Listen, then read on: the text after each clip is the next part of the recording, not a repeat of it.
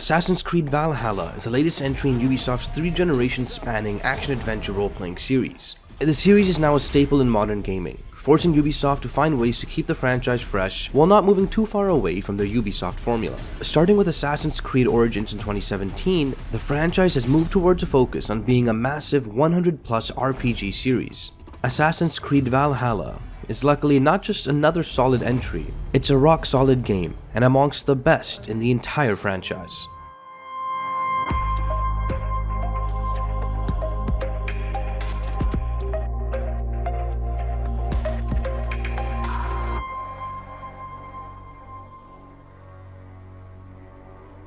In Assassin's Creed Valhalla, the game follows Eivor and his or her band of Vikings as they leave their homeland of Norway to come to the vast lands of England. Throughout the game, Eivor and their brother, Sigmund, make alliances, battle enemies, and gain new land as they fight throughout the country. Like other Assassin's Creed games, there is a modern-day plot in which a group of people use the Animus, a machine that allows people to explore the memories of their ancient ancestors.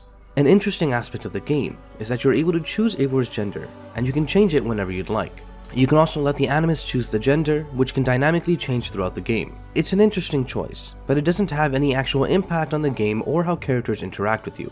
Valhalla is Ubisoft's best attempt at making an RPG so far, while continuing to use the Ubisoft formula.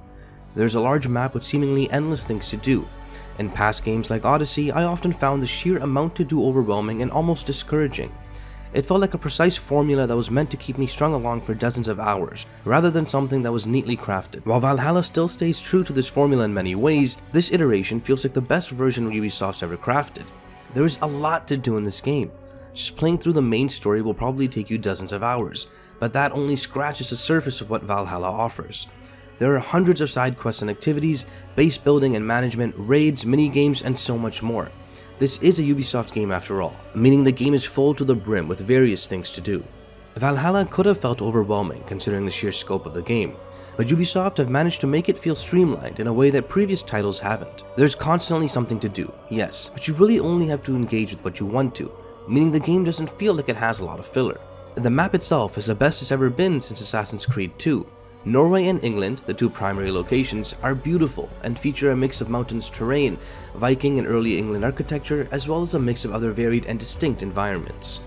There are a lot of icons on the map, yes, but Valhalla smartly avoids endless question marks in exchange for a less cumbersome mix of icons that are clearly identifiable.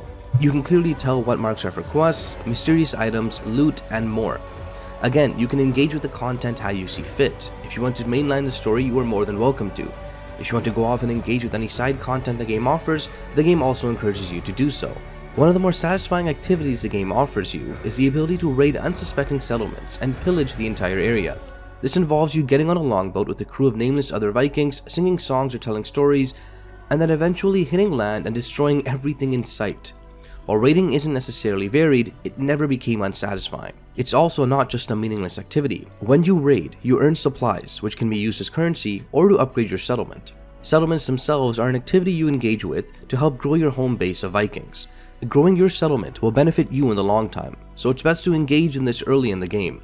Settlements are also something you can choose to use, or you can also choose to completely ignore them. But it is incredibly satisfying to see your little base grow from a bare-bones location to a fully built civilization. Other activities in the game include well-written side quests and random encounters.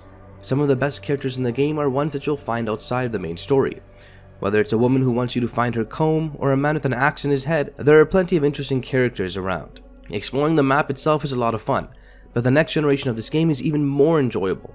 Fast travel takes around 4 or 5 seconds from any point of the map, meaning there's a lot more time playing and less time looking at your phone. The quick resume feature on the Xbox Series X and S also came in handy, as you could pick up exactly where you left off in a matter of seconds, regardless of when you stopped playing.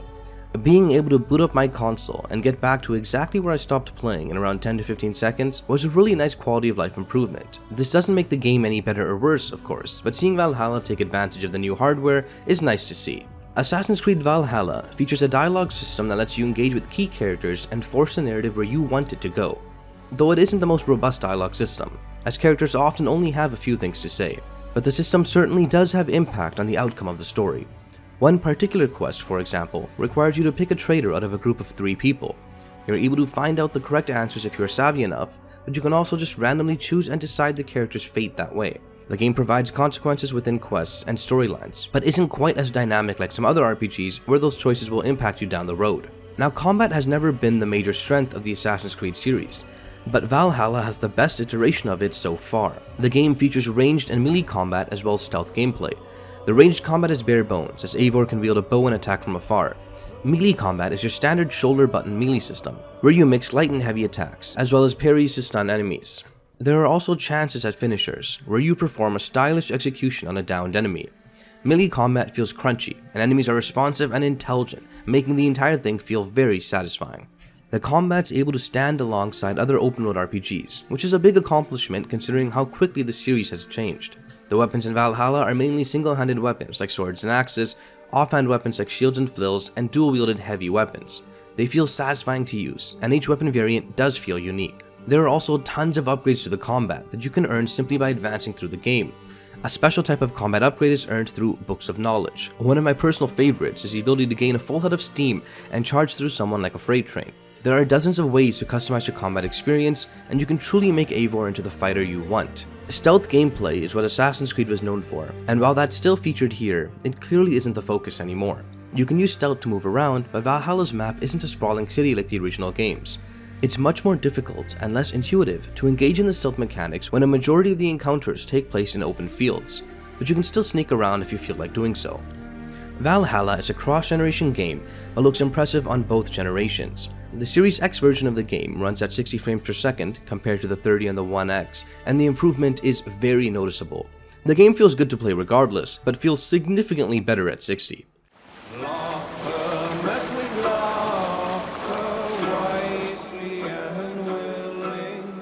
Now, outside of the technical aspects of the game, the visuals are stunning. The art style is what really makes Valhalla shine. England especially is a beautiful location that is light and vibrant. The lighting is incredible and will completely set the scene. Valhalla has the best environments the series has seen in a long time, with a large variety of locations to explore. I had a great time playing Assassin's Creed Valhalla and was surprised by how much depth there was. This is Ubisoft's best effort yet at reinventing the series, and Valhalla stands amongst the best RPGs in recent memory. The game is still tied to the Ubisoft formula in some ways, but in other ways this is the largest departure from that same formula. Assassin's Creed Valhalla is an absolute standout in the series, and it's a great way to not only end the Xbox One generation, but to also begin the next one.